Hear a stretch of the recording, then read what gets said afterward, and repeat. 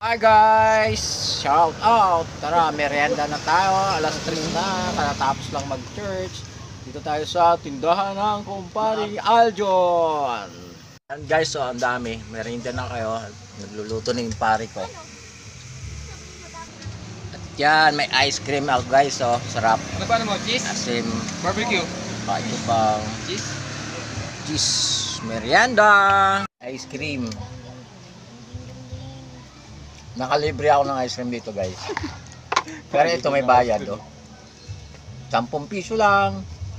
Merienda na kayo dito. Nakalibre ng price. Ay, ng ano? Nakalibre ng ice cream. Pogi ah. Pogi ano. Bye bye guys. Thank you for watching. Kuha na ng bilhin.